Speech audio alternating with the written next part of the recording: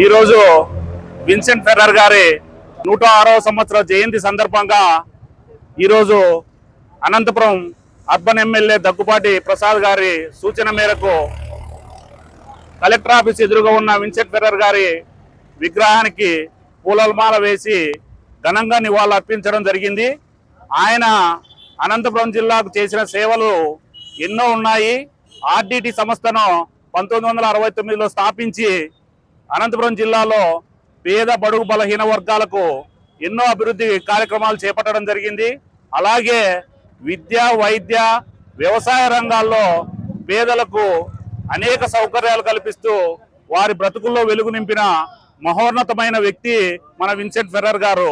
అలాగే కొన్ని సంవత్సరాలు 2011 సంవత్సరం నుంచి 2021 సంవత్సరం నుంచి ఆర్డిటికి ఎఫ్సిఆర్ఏ రెన్యువల్ కాలేదనే నిబంధనతో ఆర్డిటి సంస్థ తరలిపోతాదనే భావన మనందరిలో ఉండడం జరిగింది.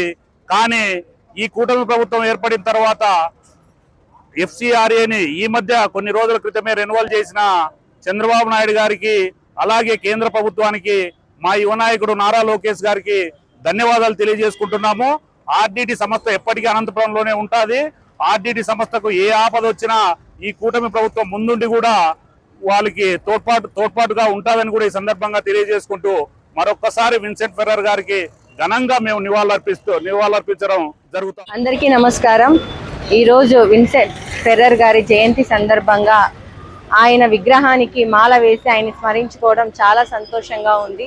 ఉమ్మడి అనంతపూర్ జిల్లా కరువు కాలంలో ఉన్నప్పుడు ఆయన ఒక దేవుళ్లాగా మా జిల్లాలకు వచ్చి బడుగు బలహీన వర్గాలని కావలసిన విధంగా వాళ్ళకు చదువు, వైద్యము, ఆర్థిక వ్యవహారాల నుంచి ముందుకు తీసుకొని వచ్చి ఈరోజు ఉమ్మడి అనంతపూర్ జిల్లాకు ఆశాజ్యోతి అయినటువంటి ఆయన జయంతి సందర్భంగా ఆయన్ని స్మరించడం చాలా సంతోషంగా ఉంది.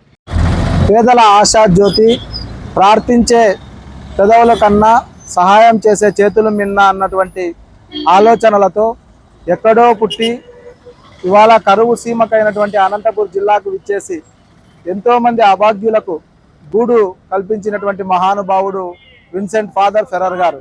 అదేవిధంగా చదువుకునేందుకు కూడా అనేక వర్గాల వారికి కూడా చదువులకు ఆర్థిక సహాయాన్ని అందివ్వడం, ప్రధానంగా కష్టకాలంలో కరోనా లాంటి విపత్తులో కూడా ఆర్డిటి సంస్థ చేసినటువంటి సేవలు ఎంత కొనియాడినా కూడా తక్కువే అని మేము తెలియజేస్తున్నాం.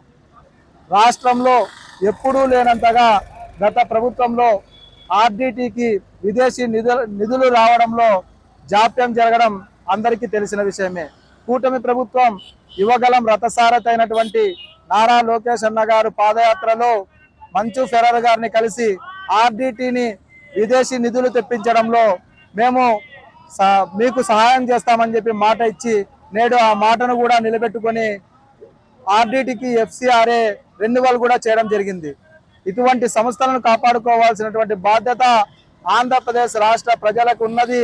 అదేవిధంగా కేంద్ర ప్రభుత్వం దృష్టికి కూడా తీసుకొని పోయి నరేంద్ర మోడీ గారిని, అమిత్ షా గారిని ఒప్పించి కూడా ఈరోజు ఆర్డిటి సంస్థను నిలబెట్టుకోవడం జరిగింది. అందుకనే ఇవాళ రాష్ట్రంలో ఉన్నటువంటి అభాగ్యులు, బడుగు బలహీన వర్గాల వాళ్ళందరి తరఫున కూడా మేము విన్సెంట్ ఫాదర్ ఫెర్రర్ గారికి జయంతి శుభాకాంక్షలు తెలియజేస్తున్నాం.